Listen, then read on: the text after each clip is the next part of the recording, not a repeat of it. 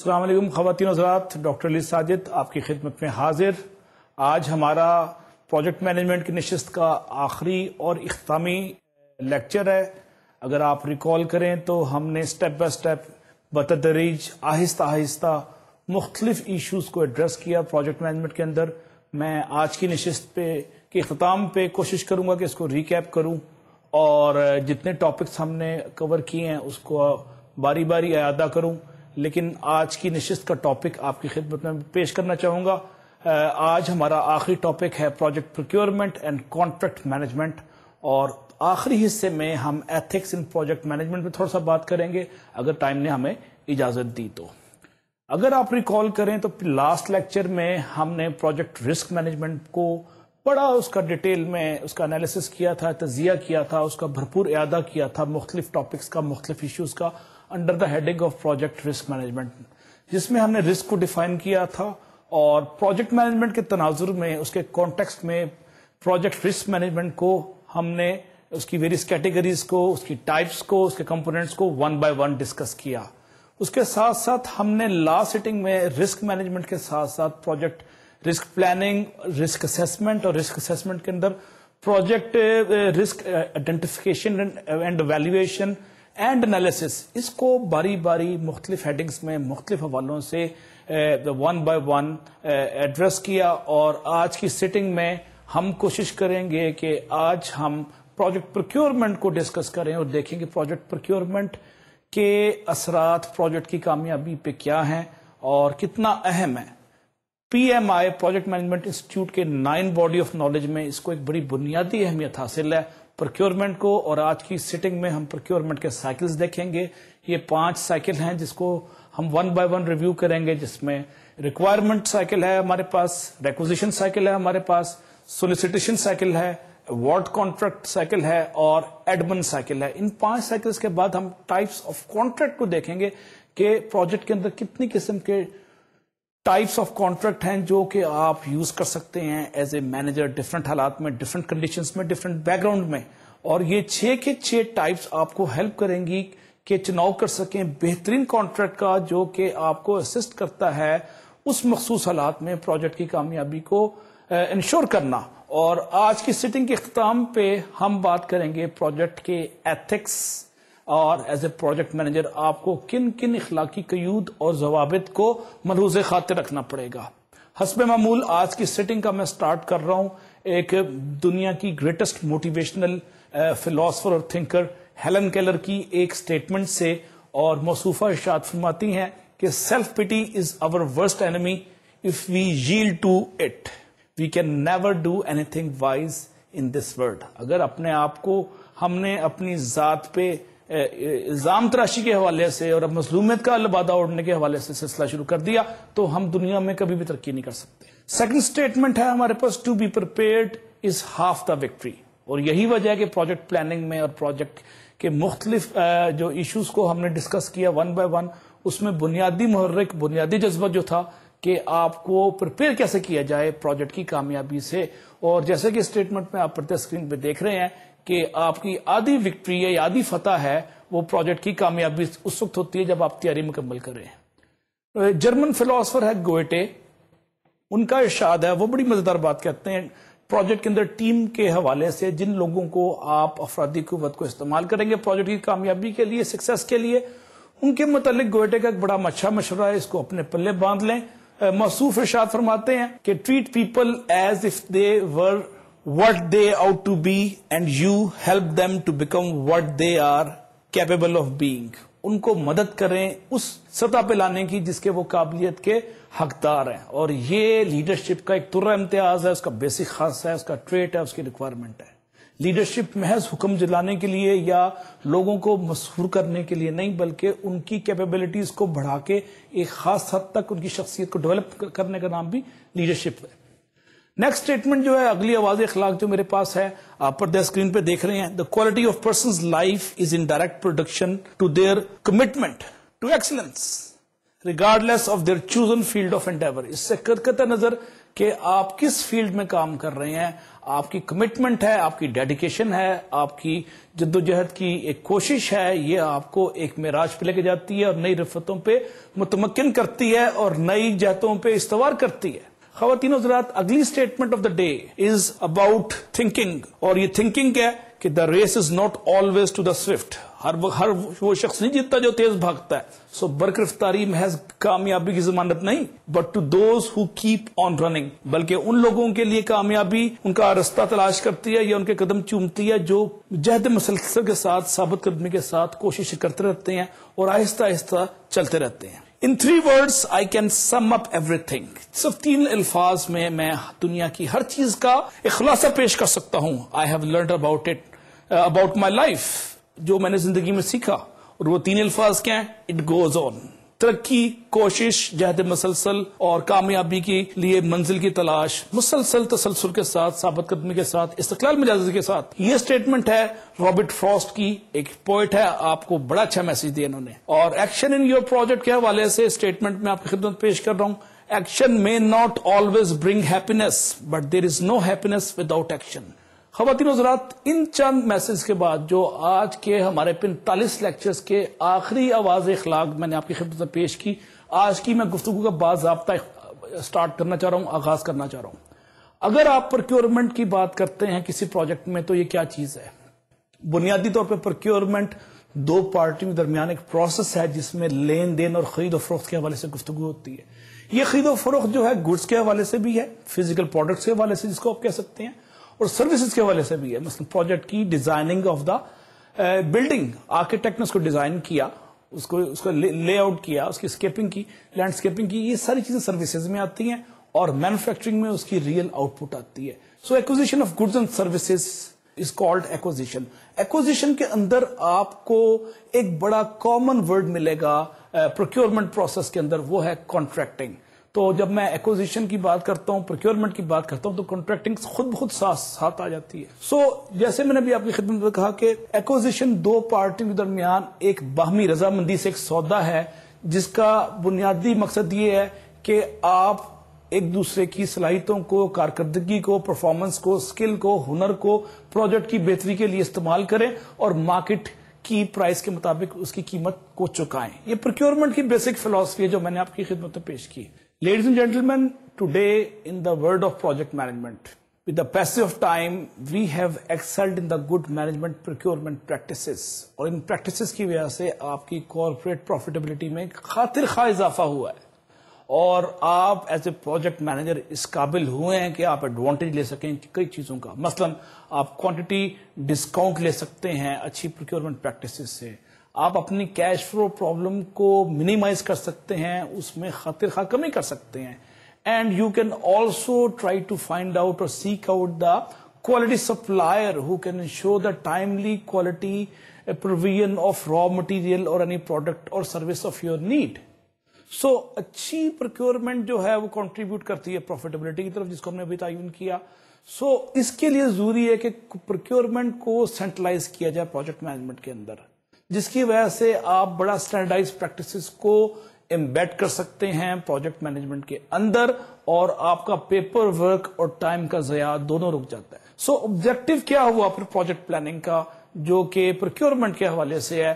آپ کا بنیادی مقصد یہ ہے کہ آپ سلیکٹ کر سکیں 3-4 چیزوں میں سے, جس کا میں تذکرہ کر رہا ہوں, ایک آپشن. فار ایگزامپل, آپ پروکیور کریں گڈز اور سروسز کو فرام سنگل سورس, ایک ہی سپلائر سے آپ چیزیں خرید لیں ساری کی ساری, یا پھر پروکیورمنٹ پالیسی آپ ایسی کریں یا ایسی پلاننگ کریں کہ آپ کے پاس ملٹیپل سورسز یا سپلائر ہو, یا پھر آپ پروکیور کریں small portion of goods and services, یا پروکیور کچھ بھی نہ کریں اور خود بنائیں. ان چاروں آپشن میں سے ایک آپشن آپ کو چننی پڑے گی جب آپ پروکیورمنٹ کی پلاننگ کرتے ہیں. Ladies and gentlemen, it is essential and mandatory to review the environment in which procurement is taking place. اس میں 2 قسم کے انوائرمنٹ ہے. ایک میکرو جو بڑا لارج اسکیل پہ ہے, جس میں ایکسٹرنل ویریبل کا عمل دخل ہے, اور ایکسٹرنل ویریبل کے اندر آپ دیکھتے ہیں کہ کچھ فیکٹرز ایسے ہیں جو ہاؤ اینڈ وین کے حوالے سے متاثر کرتے ہیں پروکیورمنٹ کو. جب ہم پروکیورمنٹ کر رہے ہو, مثلا انفلیشن ہے وہ متاثر کرتی ہے, ریسیشن ہے, کساد بازاری ہے, بحران ہے, مالی بحران, کاسٹ آف بوروئنگ منی, یہ بھی ایکسٹرنل فیکٹر ہے جو میکرو لیول پہ آپ کو پروکیورمنٹ کو سپوائل کرتا ہے، اور جنرل انمپلائمنٹ. یہ 4-5 فیکٹر ہیں جو میکرو لیول پہ بڑے کریٹیکل ہیں اور آپ کو ملحوظ خاطر رکھنے پڑتے ہیں پروکیورمنٹ کے اندر. اور اس کے ساتھ ساتھ کچھ مائکرو فیکٹرز بھی ہیں جو کہ آپ کو مدد کرتے ہیں پروجیکٹ کی انٹرنل انوائرمنٹ کو سمجھنے کے لیے. ان مائکرو فیکٹرز میں کچھ چیزیں ہیں جو آپ کو ملحوظ خاطر رکھنی پڑیں گی. مثلا اس میں 5 سائیکل ہیں جو کہ کسی بھی پروکیورمنٹ مینیجر کو یا پروجیکٹ مینیجر کو ہر صورت میں اپنے ذہن میں رکھنے پڑیں گے. پہلا فیکٹر ہے ریکوائرمنٹ سائیکل، بلکہ پہلا سائیکل کہیں اس کو. ریکوائرمنٹ سائیکل یہ ڈیفائن کرتا ہے باؤنڈریز آف پروجیکٹ، اس کی آؤٹر پیرامیٹرز کی ڈیفینیشن جو ہے ریکوائرمنٹ سائیکل کے اندر ڈیفائن ہوتی ہے انٹرنل انوائرمنٹ میں. اس کے بعد ہے ریکوزیشن سائیکل، یہ انالیسس کرتا ہے ان سورسز کا جہاں سے آپ نے پروکیور کرنا ہے. سولیسیٹیشن سائیکل جو ہے بنیادی طور پہ انالیسس کرتا ہے بڈنگ پروسیس کا، اور ایوارڈ سائیکل میں آپ کانٹریکٹ سائن کرتے ہیں اور سلیکٹ کرتے ہیں کچھ منتخب لوگ یا ایک گروپ جس نے آپ کا پروجیکٹ ڈیلیور کرنا ہے. اور 5واں سائیکل ہے کانٹریکٹ ایڈمنسٹریٹو سائیکل، جس میں پروجیکٹ کی کانٹریکچل آبلیگیشن کو پورا کرنا اور اس کی ایڈمنسٹریشن کرنا اور پروجیکٹ کے کانٹریکٹ کی کمپلیشن، یہ 5ویں سائیکل کے اندر رونما ہوتی ہے، یہ ضرور پذیر ہوتی ہے. ان 5 سائیکل کو ذہن میں رکھیں، یہ پروجیکٹ کی انٹرنل انوائرمنٹ کے حوالے سے آپ کے ذہن میں ہونے چاہیے. جب بھی ہم پروکیورمنٹ کی بات کرتے ہیں تو کچھ ہم ایکٹیویٹیز ہیں جو کہ ذہن میں رکھنی پڑتی ہیں جو کہ اوور لیپ کرتی ہیں. مثلا ہو سکتا ہے کہ ریکوزیشن اور سولیسیٹیشن سائیکل ایک دوسرے کو اوور لیپ کر رہے اور پیرلل چلے، تو یہ اوور لیپنگ اور پیرلل چلنا بھی ایک لازمی اور منطقی کام ہے اور یا عمل ہے. اس کو روکنا آپ کے بس میں نہیں ہے. یہ سیریز میں نہیں کہ ایک ختم ہوگا تو دوسرا ہوگا. کچھ سائیکلز پیرلل چلتے ہیں اور کچھ سیریز میں.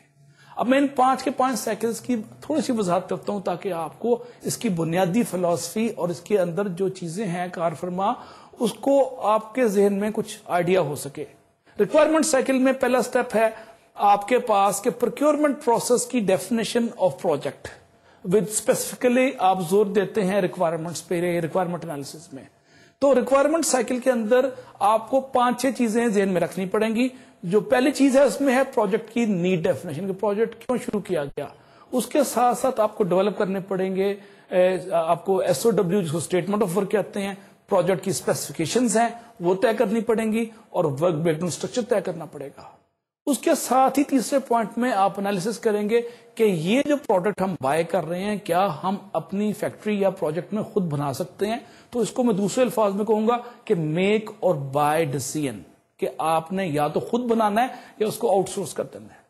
4th ہے layout of major milestone and timing and schedule, یہ بھی آپ کو ذہن میں رکھنا پڑے گا. اور نیکسٹ ہے کاسٹ ایسٹیمیشن، جس کے اندر لائف سائیکل کی کاسٹنگ بھی شامل ہے.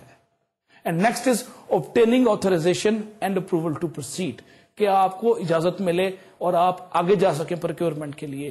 یہ 5 یا 6 سٹیپ ہیں خواتین حضرات، ان کو آپ کو ذہن میں رکھنا پڑے گا. یہ ریکوائرمنٹ سائیکل کا بیسک حصہ ہیں اور ریکوائرمنٹ سائیکل بنیادی طور پہ مائکرو فیکٹرز کے حوالے سے انٹرنل انوائرمنٹ میں زیر غور ہے یا زیر بحث ہے. ابھی میں نے بات کی اسپیسیفکیشنز کی. اسپیسیفکیشنز کی 3 کیٹیگریز ہیں. بنیادی طور پہ ہم دیکھتے ہیں کہ اسپیسیفکیشن ہے کیا چیز. دیز آر ریٹن پیکٹوریل اور گرافیکل انفارمیشن ڈسکرائب، ڈیفائن اور اسپیسیفائی سروس اور اینی پروڈکٹ اور آئٹم ٹو بی ڈیلیورڈ اور ٹو بی پروکیورڈ. جو آپ نے پروکیور کرنا ہے سروس کا یا آئٹم، جو پروڈکٹ ہے آپ نے اس کو بائی کرنا ہے، اس کی ایک پکٹوریل یا گرافیکل ریپرزنٹیشن ہے یا اس کی معلومات ہے، یہ اسپیکس کے اندر آتی ہے. یہ بنیادی ڈیفینیشن ہے ٹیکنیکل اسپیکس کی. اس کے اندر مزید 3 کیٹیگریز ہیں. پہلا ڈیزائن اسپیکس جس کو ہم کہتے ہیں فزیکل کریکٹرسٹکس. دوسرا ہے پرفارمنس اسپیکس جو کہ میجربل کیپیبلٹیز ہیں کہ آیا یہ پرفارم بھی کر سکتے ہیں. اور تیسرا ہے فنکشنل اسپیکس جو کہ سب سیٹ ہیں پرفارمنس اسپیکس کی. ان تینوں اسپیکس کے بعد ہم چلتے ہیں سیکنڈ سائیکل پہ جو کہ ہے ریکوزیشن سائیکل. اب اس سٹیج پہ کہ جب آپ کی ریکوائرمنٹ آئیڈینٹیفائی ہو گئی تو اب requisition form send to procurement to begin requisition process. آپ نے ریکوزیشن فارم کو پکڑا اور آگے بھجوا دیا ریکوزیشن کو سٹارٹ کرنے کے لیے پروکیورمنٹ کے لوگوں کے پاس. یہ ہے سیکنڈ سائیکل. اس سائیکل کے بعد ہم دیکھتے ہیں کہ ریکوزیشن میں اور کیا چیز شامل ہے. اب ریکوزیشن کے اندر 3 سے 4 چیزیں شامل ہیں. پہلا ہے کہ آپ نے ایویلویٹ کرنا ہے یا کنفرم کرنا ہے اسپیکس کو جو آپ کو دی گئی ہیں، تینوں اسپیکس جو میں نے بھی آپ کو ذکر کیا. دین آپ نے کنفرم کرنا ہے کہ سورسز آف سپلائی کیا ہیں اور کہاں سے یہ چیزیں ملیں گی. Who are the suppliers. Then you need to review past performance of sources. جو ماضی میں ان سپلائر نے آپ کو ڈلیوری کی تھی ان کی کارکردگی کیسی رہی تھی، یہ آپ تیسری سٹیج پہ ریکوزیشن سائیکل کے اندر ڈسکس کریں گے یا آئیڈینٹیفائی کریں گے. دین آپ دیکھیں گے کہ آپ نے پروڈیوس کرنا ہے سولیسیٹیشن پیکج، جس کو ہم ایس پی کے ایبریویشن کے طور پہ استعمال کرتے ہیں. اور یہ ایس پی جو ہے سب سپلائرز کو 1 by 1 بھیجا جائے گا تاکہ سب کو لیول پلینگ فیلڈ برابر ملے. اب سولیسیٹیشن پیکج کی میں نے بات کی یا ایس پی کی بات کی.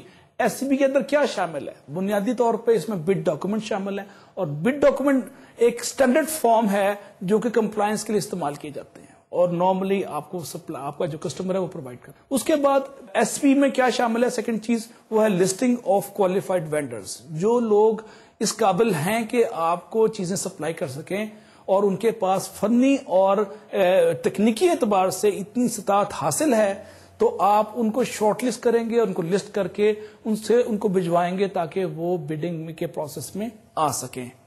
تیسری چیز جو ہے ایس پی کے اندر وہ ہے پرپوزل ایویلویشن کرائٹیریا، اور چوتھا ہے بڈر کانفرنس. بڈر کانفرنس آپ پروجیکٹ شروع ہونے سے پہلے، بڈنگ سے پہلے تمام ایکسپیکٹڈ یا متوقع بڈرز کی کانفرنس بلاتے ہیں اور ان کو وضاحت کرتے ہیں کہ آپ کے ایکسپیکٹیشنز کیا ہے اور آپ کو فنی اور تکنیکی کے اعتبار سے چیزیں کہاں، کیسے اور کیوں کر چاہیے. تو ان سب کی ایکسپلینیشن بڈرز کانفرنس میں اکراس دا بورڈ سب کے لیے ہوتی ہے. اس میں احتیاط آپ کو یہ برتنی پڑے گی کہ کسی بڈر کو علیحدہ انفارمیشن نہ دی جائے، بلکہ سب کو انکریج کیا جائے کہ سب بڈر کانفرنس میں آئیں اور مشترکہ طور پر سوال کریں تاکہ سب کو ایکول پلینگ فیلڈ ملے کمپیٹیٹو بڈنگ کے لیے.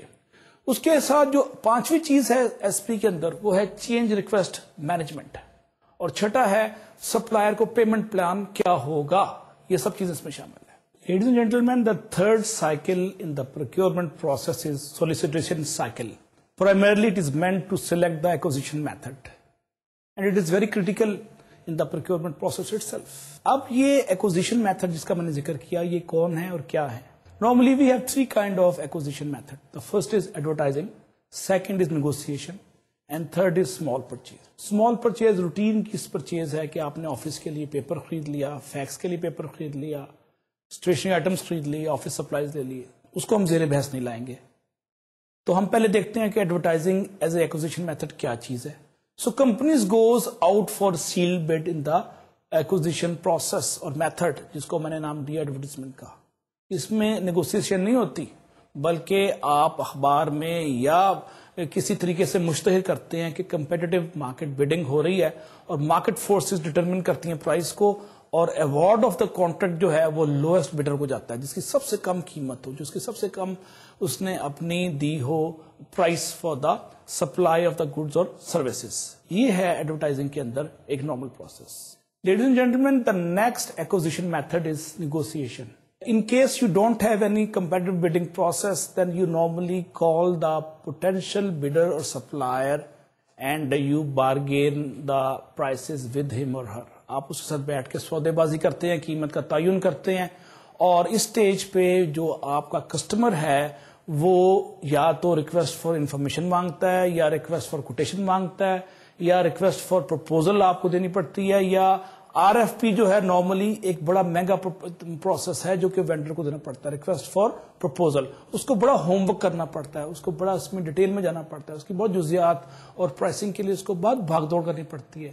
تو اکثر و بیشتر آر ایف پی ایک بڑا کاسٹلی انڈیور ہے وینڈرز کے لیے، یہ بات میں ذہن میں رکھیں آپ. تو جتنی لارج پرپوزل ہیں اس کو آپ پرائز کے علاوہ اس میں کئی چیزوں کی اور سودے بازی کرتے ہیں، بارگیننگ کرتے ہیں. مثلا آپ دیکھتے ہیں کہ کاسٹ کے ساتھ ساتھ ٹیکنیکل ایشوز لے آتے ہیں کہ آیا ورکر آپ کا جو ڈلیور کرنے والا سپلائر ہے وہ پرفارم بھی کر سکے گا کہ نہیں، اس کی ہسٹری کیا تھی مینجمنٹ، کوالٹی کے حوالے سے اگر آپ کے کیا کنسرنس تھے، کوالٹی کا اس کا ٹریک ریکارڈ کیا تھا، کتنی فیسلٹیز ہیں اس کے پاس پروجیکٹ کو ڈلیور کرنے کے لیے یا گڈس کو بنانے کے لیے، اور اس کے پاس سب کانٹریکٹنگ کا انتظام کیا ہے، اور اس انتظام میں اس کے پاس مین سورسز مانیٹرنگ کے لیے کیا ہیں، اور اس سے متعلقہ سب چیزیں آپ بارگیننگ میں ریویو کرتے ہیں.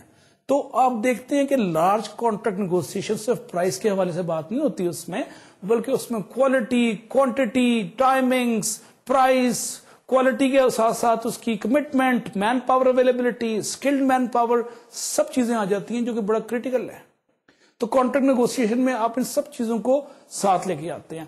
ہاؤ ایور اگر کمپنی کی ہسٹری یا سپلائر کی ہسٹری بڑی اسٹرانگ ہے تو یہ پروسیس شارٹ ہو جاتا ہے. فار ایگزامپل ماضی میں اس کا ریکارڈ بڑا اچھا تھا, اس نے ٹائم پہ quality products as per specs deliver کی, تو اس ہسٹری کو ذہن میں رکھتے ہوئے آپ اس کو زیادہ ڈیٹیل میں نہیں جاتے, اس کو ریویو نہیں کرتے, اور سودے بازی کا عمل جو ہے, بارگیننگ کا پروسیس, یہ محدود ہو جاتا ہے اور جلدی جلدی ختم ہو جاتا ہے. اگلا سائیکل خواتین حضرات جو ہمارے پاس ہے وہ ہے ایوارڈ سائیکل. اس میں بنیادی طور پہ آپ کانٹریکٹ سائن کرتے ہیں, اور کئی قسم کے کانٹریکٹ ہیں جو آپ کے ساتھ یا سامنے ہیں. ان کانٹریکٹس کو آج کی نشست میں ہم ون بائی ون ریویو کریں گے, لیکن میں آپ کی خدمت میں عرض کروں کہ جب آپ کانٹریکٹ کی سلیکشن کرتے ہیں تو ان 6 میں سے دیکھیں کہ بیسٹ کون سا کانٹریکٹ ہے جو کہ اپلائی ہو سکتا ہے. یہ بڑا ضروری ہمارا ہے. تو ایوارڈ کانٹریکٹ کا بنیادی مقصد کیا ہو گیا پھر؟ The primary objective is to negotiate a contract, its type and price, and that results in some reasonable contractual risk as well as agreement. تو اس میں آپ پرووائڈ کرتے ہیں کانٹریکٹر کو with greater incentives for economic and efficient performance and delivery of product, service اور goods. یہ سارے کا سارا آبجیکٹو ہے آپ کا ایوارڈ کانٹریکٹ سائیکل کا. اور بیسک ایلیمنٹ جو ہیں اکثر و بیشتر جو کانٹریکٹس میں آپ کو ملتے ہیں وہ ہیں 5. ہم ان کو ون بائی ون ریویو کرتے ہیں, اور جب بھی آپ کانٹریکٹ بنائیں ان ایلیمنٹس کو ملحوظ خاطر رکھیں. اس میں سے کسی کو بھی نظر انداز کرنے کا مطلب ہے کانٹریکٹ کے اندر قانونی سکم یا فلاز. مثلا اس کا پہلا جو ایلیمنٹ ہے کانٹریکٹ وہ ہے mutual agreement. Yes there must be some offer and its acceptance. آپ نے آفر کیا کہ آپ نے اتنی پروڈکٹ بنانی ہے, اور اگلا کہتا ہے میں اس قیمت پہ اتنی پروڈکٹ اس دن میں ڈلیور کر دوں گا. یہ ہے میوچل ایگریمنٹ. دین کنسیڈریشن میں آپ کو ایک ڈاؤن پیمنٹ کا تعین کرنا پڑتا ہے. There must be some down payment. وہ ڈاؤن پیمنٹ ہے وہ تعین کرتی ہے آپ کے اعتماد کا دونوں پارٹیز کے درمیان میں. Then contract capability that is binding only if contractor is capable to perform. اور فورتھ ہے لیگل پروسیجر اور purpose. There must be a legal purpose behind any contract. And fifth and the last basic element of any contract is that form provided by the law, and that must reflect contractor's legal obligation, what is included or what is not included before he or she decides to deliver end product or service. یہ 5 کی 5 چیزیں بنیادی اجزاء میں سے ہیں جو کسی بھی کانٹریکٹ کی تشکیل کے لیے بہت ضروری ہیں. خواتین حضرات اس کے بعد میں آپ کی خدمت میں پیش کروں گا 2 کامن کانٹریکٹ کی فارمز. پہلی فارم کا نام ہے کمپلیشن کانٹریکٹ, اور یہ کانٹریکٹر جو ہے اس کو ریکوائر کیا جاتا ہے ڈیلیور کرنے کے لیے ایک ڈیفینیٹ اینڈ پروڈکٹ, ایک خاص واضح اور بڑی مبسوط مربوط اور ڈیفائنڈ پروڈکٹ کی ڈیلیوری جو ہے کانٹریکٹر نے جب ڈیلیور کرنی ہے, اور اس ڈیلیوری کو اسپیکس کے لحاظ سے کسٹمر ایکسپٹ کر لیتا ہے اور فائنلی اس کو گو ہیڈ دیتا ہے, تو پھر ایک پیمنٹ ہوتی ہے, اور پیمنٹ کے بعد کانٹریکٹ کمپلیٹ ہو جاتا ہے. اس کو ہم نے نام دے دیا کمپلیشن کانٹریکٹ کا. اس کے برعکس ایک دوسرا کانٹریکٹ ہے جس کا نام ہے ٹرم کانٹریکٹ. ٹرم کانٹریکٹ بنیادی طور پہ لیول آف ایفرٹ کو اپریشیٹ کرتا ہے, اور اس لیول آف ایفرٹ کے لحاظ سے مالی پیمنٹ کا تعین کرتا ہے. اور اس میں ضروری نہیں کہ آپ نے کوئی اینڈ پروڈکٹ بنائی ہو, بلکہ اس میں آپ نے اپنی علمی فکری یا کوئی انٹلیکچوئل ایفرٹ کو انکارپوریٹ کیا پروجیکٹ کی ڈیلیوری کے اندر, تو فائنل پیمنٹ ہو جائے گی بشرطے کہ آپ نے طے شدہ ٹائم میں اس کو ڈیلیور کر دیا. اس کا نام ہے ٹرم کانٹریکٹ کو. اور ٹرم کانٹریکٹ میں بار بار کہوں گا کہ یہ لازمی بات نہیں کہ آپ نے فائنل پروڈکٹ یا اینڈ پروڈکٹ اچیو کیا, بلکہ آپ نے اپنی فکری کاوش سے ایک چیز کو شیپ دی, اور ہم نے لیول آف ایفرٹ کے حوالے سے اپنی ادائیگی کی یا لی. یہ ہے ٹرم کانٹریکٹ. اس کو اور کمپلیشن کانٹریکٹ میں فرق بڑا واضح ہونا چاہیے. سو فائنل کانٹریکٹ کے بعد وہ اسٹیج آ گئی ہے جس کو ڈیفینیٹو کانٹریکٹ بھی کہتے ہیں, اس کو فائنل کانٹریکٹ بھی کہتے ہیں. یہ نارمل پروسیجرز کو فالو کرتا ہے جس میں آپ کنٹریکٹنگ پروسیجر کو فالو کرتے ہیں, نیگوسیشن کرتے ہیں, اور contracting terms and conditions cost اور شیڈول پہ ہوتی ہیں اس سے پہلے کہ آپ باقاعدہ پروجیکٹ کو سٹارٹ کر سکیں اور اس کی پرفارمنس کو انیشیٹ کر سکیں. یہ ہے ڈیفینیٹو کانٹریکٹ کا بنیادی کانسیپٹ. اب جب آپ نے نیگوسیشن کرنی کانٹریکٹ کی تو اس میں ریکوائرڈ نمبر آف منتھس اور پریپریشن چاہیے, اور سم ٹائمز یہ پریپریشن اتنی طول کھینچ جاتی ہے کہ کسٹمر کے پاس اتنی پیشنس نہیں ہوتی کہ کانٹریکٹ کو سائن کرتے کرتے وہ اس کا پروجیکٹ ڈیلے ہوتا ہے. تو وہ کہتا ہے کہ جی مجھے جلدی سے جلدی کچھ کر دو اور مجھے کچھ اور سٹارٹ کریں اس کو. تو سٹارٹ کرنے کے لیے ایک لیٹر آف کانٹریکٹ دے دیتے ہیں جس کا نام لیٹر آف انٹینٹ بھی ہے, جس کو LOI کہتے ہیں. بنیادی طور پہ LOI کوئی خاص نئی چیز نہیں ہے, بلکہ ایک پریلیمنری ریٹن انسٹرومنٹ ہے جو آتھرائز کرتا ہے کنٹریکٹر کو to begin the project immediately. Project ہو سکتا ہے مینوفیکچرنگ آف سپلائز ہو یا پرفارمنس آف سروس ہو. تو LOI جو ہے ایک بنیادی چیز ہے کانٹریکٹ اباؤٹ سائن ہونے سے پہلے. اب اس کے بعد آپ فائنل کانٹریکٹ میں پرائز کو نیگوشیٹ کرتے ہیں تاکہ پرفارمنس سٹارٹ ہو سکے. So definitive contract must still to be negotiated, یہ وہ اسٹیج ہے. اب اس اسٹیج پہ میں آپ کی خدمت میں کچھ پوائنٹ سے پیرامیٹر یا ٹائپس پیش کروں گا جو کہ کانٹریکٹر کی یا کانٹریکٹ کی سلیکشن کے لیے ضروری ہیں آپ کے پاس. مثلا آپ اسکرین پہ دیکھ رہے ہیں یہ type of contract selected based upon following 10 or 11 things. میں ان کو ون بائی ون تجزیہ کرتا ہوں. پہلا پوائنٹ آپ اسکرین پہ دیکھ رہے ہیں کہ overall degree of cost and scale risk. Second screen پہ type and complexity of requirement, جس کا دوسرا نام ٹیکنیکل رسک بھی ہے. Then extent of price competition, قیمت کے لحاظ سے کتنا مسابقت کا جذبہ اس میں کار فرما ہے. چوتھا پوائنٹ ہے کاسٹ اور پرائز کا انالیسس. پانچواں ہے ارجنسی آف ریکوائرمنٹ. چھٹا ہے پرفارمنس پیریڈ. ساتواں ہے کنٹریکٹرز ریسپانسبلٹی, جس میں رسک کا تعین بھی کیا جائے گا. Then eighth point is contractor accounting system. For example contractor نے آپ کو ارنڈ ویلو رپورٹ کرنی ہے, کیا اس کا اکاؤنٹنگ سسٹم اس قابل ہے کہ ارنڈ ویلو کی ڈیفینیشن دے سکے. دین کانکرنٹ کانٹریکٹ, کہ کیا کنٹریکٹر کے پاس کوئی اور اتنا زیادہ کانٹریکٹ تو نہیں کہ اس نے آپ کا پروجیکٹ سائٹ پہ رکھ دیا اور ان پہ لگا رہا اور آپ کا پروجیکٹ بیک سیٹ پہ چلا گیا جس کی وجہ سے ڈیلے کے چانسز ہو سکتے ہیں. دین ایکسٹینٹ آف سب کنٹریکٹنگ, کہ کس حد تک جس نے آپ سے کانٹریکٹ لیا ہے اس میں سے کیا وہ 80 یا 90 یا 100% سب کانٹریکٹ کر رہا ہے یا اس کے پاس خود کیپیسٹی بھی ہے. یہ بڑا ضروری چیز ہے کہ اس کا تعین کر سکیں کہ سب کانٹریکٹنگ ایک خاص حد سے اوپر نہ جا سکے. اگر 100% سب کانٹریکٹنگ ہی اس نے کرنی ہے تو آپ خود کیوں نہ کر لیں, لیکن بڑا ضروری ہے کہ سب کانٹریکٹنگ کی آپ ایک لمٹ کا تعین کر لیں اور یہ بھی دیکھا جائے کہ کتنا آپ کا کام آؤٹ سورس ہو سکتا ہے.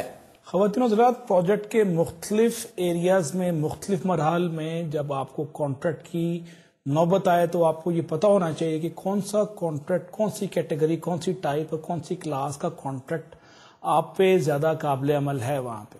تو there are 6 categories or type of contracts you need to understand and you will see which one is suitable at a given time. پہلی کیٹیگری ہے فکس پرائز, جس کو آپ لمپ سم بھی کہتے ہیں. آپ ایک پوری قیمت میں ایک قسم کا جو پاکستانی لینگویج میں کہتے ہیں نا جی سودا مکا لیں, یعنی آپ نے پورا کا پورا طے کر لیا کہ ہم $5 ملین میں یہ سارے کا سارا کام یا $50,000 میں یہ پوری کی پوری سروسز آپ کو دیں گے. اس کے اندر باقی پھر ہیڈک جو درد سردی ہے وہ پھر کنٹریکٹر کی ہوگی, آپ کی نہیں ہوگی. تو اس سٹیج پہ کنٹریکٹر بہت کیئرفلی ریویو کرتا ہے اور ٹارگٹ کاسٹ کا اسٹیمیٹ لیتا ہے اور وہ دیکھتا ہے کہ آیا اس قیمت میں یہ میں کر بھی سکوں گا اور مجھے نیگوشیٹڈ کانٹریکٹ ویلیو جو ہے اس میں کام ہو بھی جائے گا کہ نہیں ہوگا. اور اگر ایسٹیمیشن آف کاسٹ از لو تو ایک رسک بڑھ جاتا ہے کانٹریکٹر کے لیے کہ اینڈ آف دا ڈے ہو سکتا ہے وہ اتنی محنت کرے اس کو کچھ بھی نہ ملے, الٹا جیب سے دینا پڑ جائے. تو یہ بڑا خطرے کا سودا ہے کانٹریکٹر کے لیے اور بڑا محتاط ہونا پڑتا ہے. لیکن ایٹ دا سیم ٹائم اس سے آنر کو بڑی پروٹیکشن مل جاتی ہے and he gets maximum protection for ultimate cost of project. اب اس کا ڈس ایڈوانٹیج بھی ہے. What is the disadvantage of this lump sum type of project? It required a long period for preparation of بid as well as education of the bids itself. تو آپ کو بڑا ایک لمبا پیریڈ چاہیے اس کی ڈیلیوری کے لیے, تیاری کے لیے, حساب کتاب جمع تفریق کے لیے. تو آپ کو بڑا محتاط ہو کے قیمتوں کا تخمینہ لگانا پڑتا ہے. اس لیے بعض کانٹریکٹر جو کہ اس انوائرمنٹ میں کام نہیں کر رہے, مثلا ایک انٹیریئر پنجاب کا کانٹریکٹر اگر ایک بلوچستان میں کام کرتا ہے, بلوچستان کا کانٹریکٹر NW پہ کام کرتا ہے, تو اس کو لوکل انوائرمنٹ کا ہو سکتا نہ پتا ہو. تو because of that of lack of knowledge, he or she adds some excessive contingency in the estimation. Us contingency کی وجہ سے قیمت لا محالہ اور خام خواہ بڑھ جاتی ہے آپ کے estimate کی. تو یہ ایک اس کے اندر ایک تھوڑا سا پہلو ہے جس پہ بڑا محتاط ہونا پڑتا ہے. اس کے ساتھ ساتھ اس کانٹریکٹ میں چینج ریکویسٹڈ بھی ایک بڑا مشکل کام ہے. اگر آنر نے کہہ دیا کہ میں نے اس میں یہ چینج لانا ہے تو اس میں ایک بڑی ٹربلز ہوں گی, بڑی کمپلیکسٹی آئیں گی, بڑی پیچیدگیاں آئیں گی, اور سم ٹائمز کاسٹ بہت زیادہ ایڈ ہو جائے گی. اس کے بعد سیکنڈ کیٹیگری جس کا نام ہے کاسٹ پلس فکسڈ فی, اس کو CPFF کہتے ہیں. بنیادی طور پہ سم ٹائمز ایکوریٹ پرائسنگ بہت مشکل ہو جاتی ہے, اور آپ کے لیے بڑا مسئلہ ہوتا ہے کہ آپ کیسے ایکوریٹ کریں, تخمینہ کیسے لیں. تو اس صورت میں آپ کاسٹ کے ساتھ ساتھ اس کے اوپر ایکسٹرا فی لے لیتے ہیں, اس کو کہتے ہیں کاسٹ پلس فکس فی, کہ جو ایز سچ آپ کی کاسٹ آ رہی ہے لیبر پہ, مٹیریل پہ یا ٹیکنیکل چیزوں پہ, وہ ایک طرف ہوگی, اور اس کے علاوہ میں ایکسٹرا فیس لوں گا as a contractor. So cost میں vary but the fee remain same. ہو سکتا ہے کاسٹ مہنگائی کے ساتھ 2-3 سالوں میں بہت زیادہ ہو جائے مٹیریل کی یا باقی چیزوں کی, لیکن فیس اتنی کی اتنی رہے گی. بس اس میں یہ خاص بات ہے. سو کسٹمر رادر آپ کا کانٹریکٹر جو ہے وہ صرف اس صورت میں رضامندی کر دیتا ہے کہ جب اس کو پرفارمنس کی بہترین توقع ہو. لیکن اس میں ڈرا بیک کیا ہے کہ وہ پرفارم برا کرے یا اچھا کرے, اس کو پیسے اتنے ملنے ہیں. یہ اس کے اندر ایک باریک نقطہ ہے جو آپ ذہن میں رکھیے گا کہ کوئی انسینٹو کنٹریکٹر کے پاس اچھی ڈیلیوری کے لیے CPFF میں نہیں ہے. اور ٹوٹل روپیز اور ڈالر جو پروفٹ جو ہے that is likely to reduce, and there is chances کہ وہاں پہ ریٹ آف ریٹرن جو ہے وہ لو ہوگا, اور اسمال اماؤنٹ آف رسک ہے اس میں کنٹریکٹر کا, اور فکس فی جو ہے ایک اسمال پرسنٹیج ہے ٹوٹل کاسٹ کی یا ٹرو کاسٹ جسے آپ کہتے ہیں. اور CPFF جو ہے that also requires company books to be audited, تاکہ اس کو کاسٹنگ کا پتہ چل سکے کہ میں نے پیسے کتنے ریمبرس کروانے ہیں, اور اس کا تعلق کمپنی کی آڈٹ بک سے ہوگا. تیسری کیٹیگری ہے ہمارے پاس کاسٹ پلس پرسنٹیج فی کانٹریکٹ. اس میں کیا کرتے ہیں جناب, آپ کو زیادہ فلیکسیبلٹی ملتی ہے ایز اے آنر, اور یہ آنر اور کنٹریکٹر کو پرمٹ کرتا ہے کہ کوآپریٹیولی باہم مل جل کے کام کریں, اور تمام امور میں جس میں ٹیکنیکل ایشوز, کمرشل, فائنینشیل اور پرابلم سب شامل ہیں, اس میں بڑا ایک اعتماد کا اور بڑا رضاکارانہ جذبے سے تعاون کا اظہار کریں. اب اس میں پرابلم کیا ہے کہ آپ اس میں کوئی فائنینشیل ایشورنس نہیں ہے الٹیمیٹ کاسٹ کی, اور کوئی انسینٹو بھی نہیں ہے کانٹریکٹر کو کہ وہ پرائز کو ریڈیوس کرے, جس کی وجہ سے بلڈنگ یا کنسٹرکشن کاسٹ سم ٹائمز بہت زیادہ ہو جاتی ہے. اس میں صرف 1 یا 2 میننگ فل انسینٹو ہیں, اور وہ یہ ہے کہ آپ کا کمپٹیشن بڑھ سکتا ہے, اور prospect for follow on contracts جو ہیں وہ روشن ہو جاتے ہیں. 4th کیٹیگری خواتین حضرات دیکھتے ہیں اب, that is guaranteed maximum share saving. یہ ایک چوتھی کی قسم ہے جو کہ کانٹریکٹ مینجمنٹ میں یا پروکیورمنٹ میں استعمال ہوتی ہے. اس میں کانٹریکٹر جو ہے وہ ایک فکس فی لیتا ہے فار ہز پروفٹ, اور remaining for actual cost of engineering, material, customs اور کنسٹرکشن اور لیبر, یہ سب کی سب اس کو ایز سچ مل جاتی ہے. لیکن اس پہ ایک اپر سیلنگ ہے جو کہ آپ کو اسٹیبلش کرنی پڑتی ہے کہ اس سے زیادہ گارنٹیڈ میکسیمم پروفٹ آپ نہیں لے سکتے, وہ ہوگا تو وہاں پہ بریک لگ جاتی ہے. اب اس میں سیونگ جو بلو گارنٹیڈ میکسیمم ہے وہ شیئر ہو جاتی ہے آنر اور کنٹریکٹر دونوں کے درمیان میں, اور کنٹریکٹر اسیوم کرتا ہے ریسپانسبلٹی کی. اگر پرائس اوور رن ہوگی ایک خاص حد سے تو وہ میں اس کی گارنٹی دوں گا, یعنی وہ ایک خاص حد سے پرائس بڑھنے نہیں دے گا کنٹریکٹر. یہ بڑا اچھا اس میں اچھا پہلو ہے. اور جس میں ایک بات اور ہے کہ یہ ایڈوانٹیج کرتا ہے 2 چیزوں کمبینیشن کا, مثلا لمسم کا بھی اس میں خوبصورتی اس میں ایڈ ہو جاتی ہے, اور کاسٹ پلس کانٹریکٹ کی خوبصورتی بھی اس میں ایڈ ہو جاتی ہے, یعنی ان کی اسٹرینتھ. سو یہ best form of negotiation contract ہے جس میں آپ میکسیمم پرائس کو اسٹیبلش کر سکتے ہیں اور ارلیسٹ پاسبل ڈیٹ میں اس کو اچیو کر سکتے ہیں. اب اس میں خاص بات یہ ہے کہ یہ کانٹریکٹ جو ہے آلدو ایوارڈ نہیں ہوا کمپیٹیٹو بیڈنگ کے ذریعے, yet it protects owner against being over charge. اس سے اوور چارجنگ کے حوالے سے اس کو ضمانت اور گارنٹی پھر بھی آنر کو مل جاتی ہے, حالانکہ اس میں مسابقت کا جذبہ نہیں ہے اور کمپیٹیٹو بیڈنگ نہیں ہو رہی. تو خواتین حضرات, یہ جو میں قسم عرض کر رہا ہوں آپ کو, یہ یونیک ہے جس میں آنر اور جو کنٹریکٹر دونوں شیئر کر رہے ہیں فائنینشیل رسک, اور both have real incentive to complete project well in time at lowest possible cost and in the predefined dates. 5ویں کیٹیگری ہم دیکھتے ہیں جو ہمارے سامنے ہے وہ fix price incentive fee contract. یہ 5ویں کیٹیگری ہے کانٹریکٹ کی. یہ it is same like fixed price contract. اس میں ایک ایکسپشن ہے, اور ایکسپشن کیا ہے کہ you provide some provision for adjustment of total profit by a formula, اور فارمولہ کے انحصار اس کا جو اس کی شناخت یا اس کی نشاندہی ہوتی ہے فائنل ٹوٹل کاسٹ کے حوالے سے. جب پروجیکٹ کی کمپلیشن ہو رہی ہو اس کے لحاظ سے آپ فارمولے کو ڈیفائن کرتے ہیں, اور یہ فارمولا آپ کو لازمی بات ہے کہ آپ ایڈوانس میں پروجیکٹ شروع ہونے سے پہلے اس کا تعین کریں, اور یہ دونوں بندے تعین کریں جس کا نام آنر ہے اور جس کا نام کنٹریکٹر ہے. دونوں بیٹھتے ہیں اور اس فارمولے کا تعین کرتے ہیں. فائدہ کیا ہوتا ہے کہ آپ جب اس کو استعمال کرتے ہیں تو پروجیکٹ اور contract requirement must be formally establish. اگر آپ نے اسٹیبلش نہیں کی کہ ہم نے کیا کیا کرنا ہے تو اس میں بعد میں پھر مسئلہ پڑنے کا امکان ہے. یہ ایک انسینٹو دیتا ہے کنٹریکٹر کو کہ وہ کاسٹ کو کم کر دے اپنی اور پروفٹ کو بڑھائے. اور آنر اور آپ کا جو ہے کسٹمر یا contractor honour and contractor share کرتے ہیں رسک کو بھی اور سیونگ کو بھی. یہ بڑی خوبصورت چیز ہے اس میں کہ دونوں پارٹیز باہم مل کے رضامندی کے ساتھ رسک اور سیونگ یعنی بچت کو شیئر کر رہے ہیں. آپ کی کاسٹ ریڈیوس ہو رہی ہے اور آپ کا پروفٹ بڑھ رہا ہے. خواتین حضرات جو آخری قسم ہے ہمارے پاس 6 کیٹیگری, اس کا نام ہے cost plus incentive fee contracts. Same as cost plus contract. اس میں بھی حسب معمول ہم ایک فارمولا لگاتے ہیں اور فارمولے کا فائدہ کیا ہے کہ فارمولے کی وجہ سے آپ اس میں گنجائش دے دیتے ہیں قیمت کو ایڈجسٹمنٹ کے لیے یا فائنل پروفٹ کو ایڈجسٹ کرنے کے لیے. اور یہ جو فارمولا ہے ایک تقابلی جائزہ دیتا ہے ٹوٹل پروجیکٹ کاسٹ کو ٹارگیٹ کاسٹ سے. اور پہلے کی طرح فارمولے کا تعین پروجیکٹ شروع ہونے سے پہلے کر لینا لازمی ہے دونوں فریقین میں. اور فریقین میں کون کون شامل ہے؟ Honour and contractor. These kind of category 6 contract are typically used for long term projects جس کو R&D type projects بھی آپ کہہ سکتے ہیں. خواتین حضرات یہ میں نے تجزیہ کیا بڑی مختصر ٹائم میں 6 قسم کے پروجیکٹس کی کانٹریکٹ کا. Ladies and gentlemen, the 5th cycle in the procurement process is contract administrative cycle, which is being looked after and controlled by one person called contract administrator. He or she is responsible for compliance of all terms and conditions as agreed in the original contract, and he is also required to ensure that final product which is being delivered is fit for use.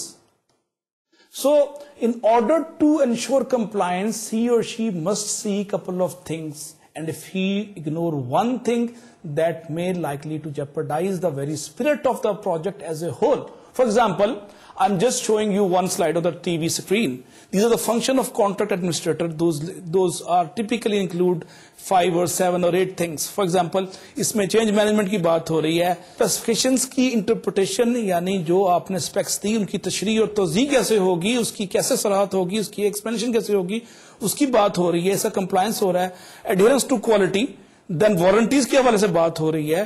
اس میں سب contractor management کا role, اس کا حصہ, اس کی proportionate delivery in the project, اس کی بات ہوگی.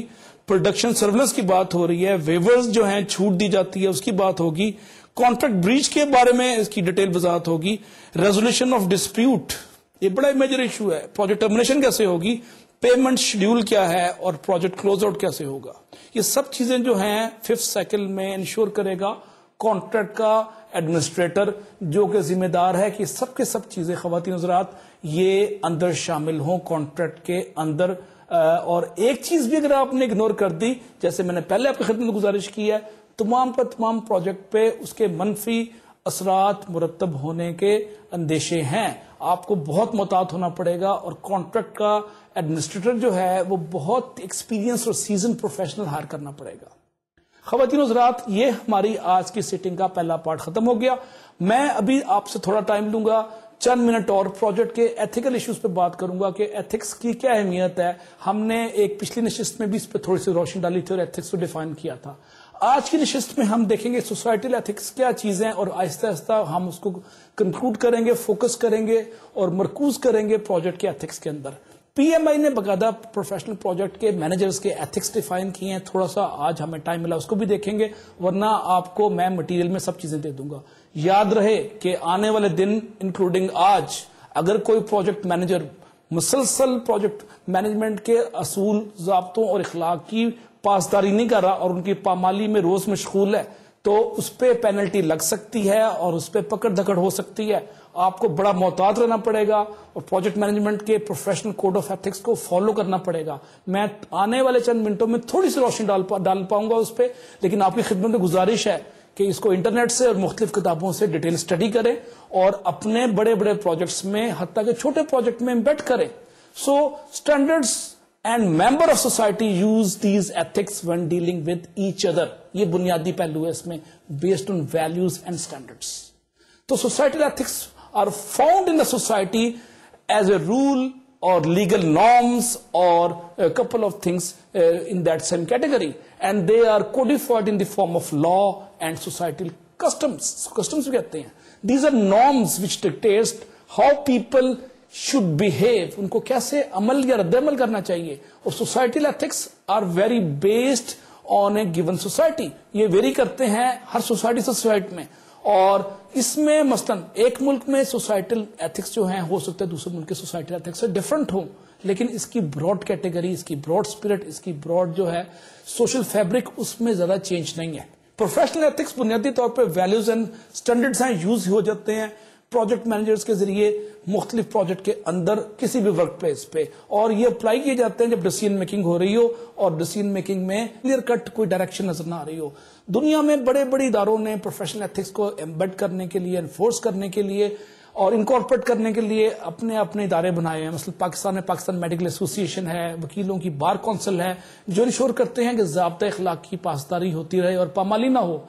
اس کے ساتھ ساتھ وہ بھی یہ اس طرح کے ادارے یا بڑے بڑے انجینئر, ڈاکٹر اور پروفیشنلز یہ کوشش کرتے ہیں کہ ویلیوز مینٹین رہیں. What is value then? Value is by definition is nothing but an individual basic conviction of what is right and what is wrong. So value is a basic belief about what one should or should not do and what is not important or important. یہ values میں آتا ہے. اب میں آتا ہوں individual ethics پہ. ایک انسان کے بنیادی انفرادی ایتھکس کیا ہیں؟ تو کسی بھی انسان کی بنیادی ویلیوز جو ہیں وہ رزلٹ ہوتی ہیں اس کی بیسک اپ برنگنگ سے, اس کی تربیت سے, اور وہاں سے ہی انڈیویجول ایتھکس بنتے ہیں. So behavior not illegal yet people still disagree if it is ethical or not ethical. اگر آپ کا رویہ قانونی طور پہ صحیح ہے, اس کے باوجود لوگ یہ دیکھتے ہیں کہ آیا اخلاقی طور پہ بھی صحیح ہے کہ نہیں ہے. Ladies and gentlemen, the ethics of top program manager or project manager set the tone of the project. اور اگر اس میں اخلاقی اصولوں کی دھجیاں بکھیری جا رہی ہیں اور کوڈ آف ایتھکس کو آپ اوپنلی وائلیٹ کر رہے ہیں اور پامال کر رہے ہیں, تو اس کے مضر اثرات پروجیکٹ کے اندر تمام ٹیم میں جائیں گے اور پروجیکٹ کی کامیابی مشکوک سے مشکوک تر ہوتی جاتی ہے. تو آپ دیکھتے ہیں کہ ایتھکس کوڈ اور پالیسیز جو ہیں بنیادی طور پہ ایک سگنل دیتی ہیں کہ ٹاپ مینجمنٹ کی کیا خواہشات ہیں اور پروجیکٹ کے اندر کلچر جو ہے ایتھیکل بیس پہ فارم ہو رہا ہے یا ذاتی خواہشات کے تابع ہے. سو اس سٹیج پہ آپ کو سوال آتا ہے کہ ہم ایتھیکلی بہیو کیوں کریں. ایز اے پروجیکٹ مینیجر آپ کی ذمہ داری ہے کہ آپ اپنی ٹیم کو نرچر کریں, ان کو انٹلیکچولی گروم کریں اور ان کے لیجٹیمیٹ انٹرسٹ کو پروٹیکٹ کریں جو بھی آپ کے زیر کمانڈ لوگ ہیں. یہ بڑا ضروری چیز ہے. تو leadership culture, incentives, compensation plan help shape individual ethics and behaviour in any given project management environment. So recently ایک سروے ہوا اور اس میں ایویڈنس آئی کہ جتنے بھی ایتھیکل مینیجر ہیں وہ لانگ ٹرم میں جو ہے وہ گین کرتے ہیں اور بینیفٹ لیتے ہیں. شارٹ ٹرم میں شاید کبھی کمپرومائز پہ گین ہو جائے شاید, لیکن لانگ ٹرم میں ہمیشہ جو ہے ایتھیکل مینیجر جو ہے پروجیکٹ کا اس کو گین ہی گین ہے. اور ایتھیکل کنٹرول جو ہے اس کا سسٹم کسی بھی پروجیکٹ مینیجر کے اندر ایک فارمل سسٹم ہے جس میں آپ انکریج کرتے ہیں اس ماحول کی تشکیل کہ لوگ اخلاقی ضابطوں کی پابندی کریں اور پیروی کریں. اور کچھ فرمز ایسی بھی دنیا میں اس وقت ہیں جنہوں نے ایتھکس کو امپوز کرنے کے لیے باقاعدہ محتسب رکھے ہیں, اس کو ایتھکس اومبڈسمین کہتے ہیں. وہ مانیٹر کرتے ہیں ان پریکٹسز کا اور ان کامن سٹینڈرڈز کا, اس کو کمیونیکیٹ کرتے ہیں اگر اس کی وائلیشن ہو رہی ہو اور پامالی ہو رہی ہو. سو ایتھیکل کلچر کی تشکیل ایز اے پروجیکٹ مینیجر خواتین حضرات آپ کی بنیادی ضرورت ہے. اور اس کورس کے خاتمے پہ میں بڑا بھرپور اور بڑا ایک جذباتی اپیل کروں گا کہ آپ ایتھیکل کلچر کو پروموٹ کریں اور اچھائی کے حیا کے لیے اور لوگوں کے لیجٹیمیٹ انٹرسٹ کو لک آفٹر کرنے کے لیے اپنی اخلاقی ذمہ داریوں کو پورا کریں ہر صورت میں. اور اس سٹیج پہ میں آپ کو اسکرین پہ ایک سلائیڈ دکھا رہا ہوں کہ ایتھیکل ڈیسیژن میکنگ ہے کیا اور آپ کو کیسے ہیلپ کر سکتی ہے. اس میں آپ دیکھیں 3 سٹیجز ہیں. یوٹیلیٹیرین سٹیج ہے کہ decision made solely on the basis of out کم اور کانسیکوینسز, نتائج کی بیس پہ آپ فیصلہ کر رہے ہیں. رائٹ بیس اپروچ میں decisions are concerned with respecting and protecting basic rights of individual. افراد جو آپ کے ساتھ کام کر رہے ہیں ان کے انفرادی حقوق کی کوششوں کا جو تعین ہے یہ رائٹس کے حوالے سے ہے. اور تیسرا جسٹس, پورا انصاف. ڈیسیژن میکنگ اور decision maker seeks to impose and enforce rules fairly and impartially, بالکل غیر جانب طور پہ اور بڑے واضح اور بڑے ایک امپارشل سٹائل سے وہ ڈیسیژن دیتا ہے project manager. So code of ethics ابھی حال ہی میں اس پہ کافی ڈیولپمنٹ ہوئی ہے اور پی ایم آئی نے, پروجیکٹ مینجمنٹ انسٹیٹیوٹ نے اس پہ باقاعدہ چیپٹر بنائے ہیں اور اس کے امتحان پاس کرنے کے لیے اس کے ساتھ اس کی شرط لازمی ہو رہی ہے. خواتین حضرات, اس کے ساتھ ہی میں آج کے اس لیکچر کا باضابطہ اختتام کرنا چاہوں گا اور اگلے چند منٹوں میں پچھلے 45 لیکچرز کو بریفلی ریکیپ کروں گا کہ اس کورس کے آبجیکٹیوز کیا تھے، ہم نے کیا سیکھنے کی کوشش کی، اور یہ آپ وقت کے ساتھ بتائیں گے کہ ہم اس میں کہاں تک کامیاب رہے۔ اس سے پہلے کہ میں اس کا ریکیپ کروں، آپ کی خدمت میں گزارش کروں گا کہ پروجیکٹ مینجمنٹ کی جو باقاعدہ انٹرنیشنل انسٹیٹیوٹ ہے جس کا نام PMI ہے، وہ ہر خاص وقفے کے بعد پروجیکٹ مینجمنٹ پروفیشنل کے ایگزام کنڈکٹ کرواتے ہیں۔ میں آپ کو انکریج کروں گا کہ ان ایگزامز کے لیے آپ اپیئر ہوں، اور اللہ کے فضل سے جس نے یہ کورس پوری طرح کیا وہ اس ایگزام کو بطریقہ احسن بڑے اچھی طریقے سے پہلی اٹمپٹ میں پاس کر سکے گا۔ میں نے اس کورس کے ڈیزائن میں کوشش کی کہ PMI کے جو باقاعدہ کورس ہے جس کو کہتے ہیں PMP پروجیکٹ مینجمنٹ پروفیشنل، نہ صرف اس کے بنیادی عناصر کو اس کورس میں کور کروں بلکہ اس کے علاوہ مزید کچھ ایسی چیزیں جو کہ ڈیولپنگ نیشنز کے حوالے سے پاکستان کے کانٹیکس میں بہت ضروری ہیں ان کو بھی زیر بحث لاؤں، خاص طور پہ soft issues, leadership issues, motivation issues. اور آپ نے دیکھا کہ آخری 7 یا 8 یا 9 لیکچرز میں ہم نے سافٹ ایشوز پہ بہت زور دیا اور اس کو بڑا ڈیٹیل میں کور کرنے کی کوشش کی۔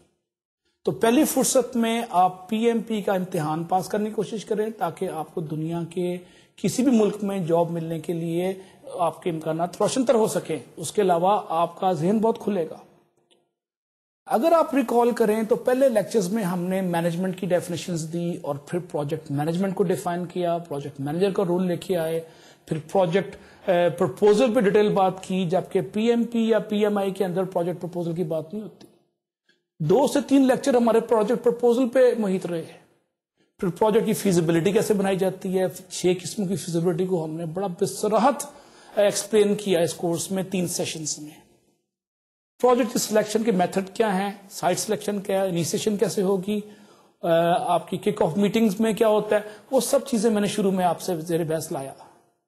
پھر ہم نے پروجیکٹ پلاننگ کی بہت ڈیٹیل میں بات کی، ورک بریک ڈاؤن اسٹرکچر کی بات کی، ہم نے اسٹیٹمنٹ آف ورک کو زیر بحث لے کے آئے، اس کے بعد پروجیکٹ چارٹر کو ایڈریس کیا، اور ساتھ ساتھ ہم نے پروجیکٹ کوالٹی کے اندر 4 سیٹنگز رکھی۔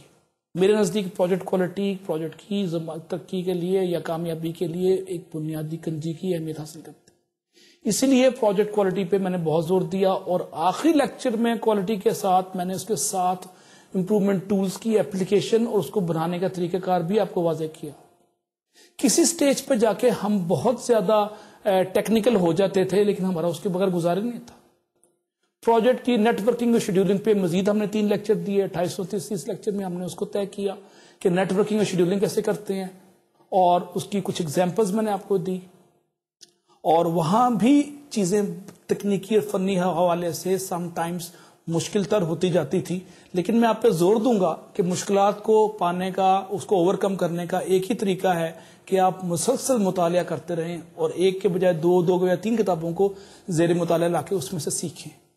جو نوٹس میں نے آپ کو دیے اس میں وہ چیزیں کور ہو چکی ہیں جو کہ میں شاید کلاس میں یا ٹی وی کی اسکرین پہ کور نہیں کر سکا۔ پروجیکٹ کلوجر پہ میں پوری طرح تفصیل میں بات نہیں کر سکا۔ میں نے آپ کو جو نوٹس دیے ہیں اتنے تفصیل کے ساتھ ہیں کہ وہ آپ کو ہیلپ کریں گے۔ وہ چیزیں جو میں کلاس میں جن کو ٹائم نہیں دے سکا آپ وہاں سے پڑھ لیجیے گا۔ مجھے اندازہ ہے کہ یہ ایک بہت بڑا سمندر ہے، اس سمندر میں ہر چیز کو کور کرنا میرے لیے ناممکن تھا۔ دنیا میں پروجیکٹ مینجمنٹ پہ MSc ہو رہی ہے، فرانس میں اس پہ PhD بھی ہو رہی ہے، اور 45 سیشنز میں 45 گھنٹوں میں اس کے ساتھ جسٹس کرنا مجھے پتا ہے کہ it is not very possible, it is not very easy rather کہ میں اس کا جسٹس کر پاتا۔ میں نے پھر بھی کوشش کی کہ میں چیدہ ہر اہم چیز کو زیر بحث لاؤں جو اچھا پروفیشنل پروجیکٹ مینیجر بننے میں آپ کو مدد دیتی ہے۔ ہم نے پروڈکٹیوٹی بھی دیکھی، ہم نے کوالٹی کو زیر بحث لائے، ہم نے پروجیکٹ اسکوپ دیکھ لیا، ہم نے پروجیکٹ چارٹر دیکھا، پروجیکٹ مینیجر کے خواص دیکھ لیے، کاسٹنگ پہ ہم نے 2-3 دن بات کی، پروجیکٹ کی پرائسنگ اور ایسٹیمیشن پہ 2-3 دن بات کی، رسک مینجمنٹ کو کور کیا۔ آج کی نشست میں ہم نے پروکیورمنٹ کو دیکھا، اور اس کے ساتھ ساتھ ایک نشست ہماری کمیونیکیشن پہ بھی تھی کہ کمیونیکیشن کے اندر پروجیکٹ کے ساتھ آپ کیسے اس کی افادیت بڑھا سکتے ہیں۔ یہ پچھلے دنوں آخری لیکچرز جو ہمارے تھے 6-7-8 وہ بنیادی طور پہ لائٹر اور سافٹ ویئر ایشوز پہ بات کرتے رہے۔ میں آپ کی خدمت گزارش کروں گا کہ اپنی ٹیم کا جو پروجیکٹ مینجمنٹ میں آپ کو ڈیلیور کرتی ہے اس کی بنیادی انسانی ضروریات کا ضرور خیال رکھیں، اس کی موٹیویشنل نیڈس کا خیال رکھیں، اس کی انٹلیکچوئل نیڈس کا خیال رکھیں، ٹیم کے بغیر آپ نہیں چل سکتے، اور اس علم کو پھیلانے کے لیے پوری جستجو کریں جو اللہ تعالیٰ نے آپ کو دیا ہے پروجیکٹ مینجمنٹ کے ذریعے. اس کے نوٹس، اس کی سلائیڈز، اس کی سب چیزوں کو آگے پھیلاتے رہیں اور اپنی ٹیم کو ٹرین کرتے رہیں، گائیڈ کرتے رہیں. میں آپ کو اس دعا کے ساتھ، اللہ تعالیٰ کے حضور اس دعا کے ساتھ آپ سے اجازت لیتا ہوں کہ اللہ ہمیں اس نالج کو اپلائیڈ فیلڈ میں استعمال کرنے کا موقع دے اور اس کو پھیلانے کا موقع دے. اپنی ٹیم کے بنیادی انسانی حقوق کا ضرور خیال رکھیے گا، ان کی جذباتی ویلیوز کو ضرور موضوع خاطر رکھیے گا. میں آپ سے اجازت لوں گا. اپنے دوستوں کا، والدین کا بالخصوص بہت خیال رکھیے. اجازت، خدا حافظ.